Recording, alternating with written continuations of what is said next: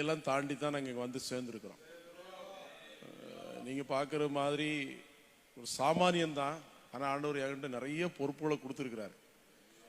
சுமக்க முடியாத அளவுக்கு சுமையை கொடுத்துருக்கிறார். அதையெல்லாம் சுமந்து தான் ஆகணும்.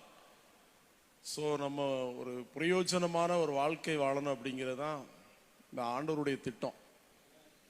இதை நம்ம இன்னைக்கு எப்படி அதை பேலன்ஸ் பண்ணி போகிறோம் அப்படிங்கிறத சில நேரங்களில் நமக்கே தெரியலை பாருங்க. அதாவது நேற்றுக்கு ஐயா சவுலுடைய ராஜ்யபாரம் விழுந்து போனதை பற்றி பேசினார். நீங்கள் எத்தனை பேர் அதை கவனிச்சிங்க? விழுந்து போவதற்கான காரணம் என்ன, அவர் எந்தெந்த இடத்துலலாம் விழுந்தாரு அப்படிங்கிற குறித்து அவர் நிறைய பாயிண்ட் எடுத்து பேசினாங்க. ஸோ விழுந்து போவதற்கு முன்பதாக சவுல் ஆண்டவர் என்ன பண்ணார்? நம்பினாரு.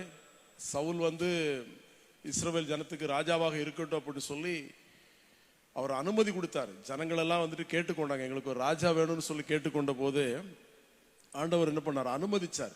சாமுவேல் தீர்க்கதரிசி மூலமாக அபிஷேகம் பண்ணப்பட்டாலும் ஒரு சூழ்நிலையில சவுல் அவங்களுடைய தகப்பனுடைய கழுதையை தேடி போவார் பாருங்க. தேடி போற இடத்துல சாமுவேல் தீர்க்கதரிசியை சந்திக்கக்கூடிய ஒரு நல்ல ஒரு சந்தர்ப்பத்தை ஆண்டவர் என்ன பண்ணுவாரு? ஏற்படுத்தி கொடுப்பாரு. அவர் போகும்போது ஒரு சாமானியனா போறாரு. ஸோ திரும்பி வரும்போது அவர் ஒரு தீர்க்கதரிசியா வாராரு பாருங்க.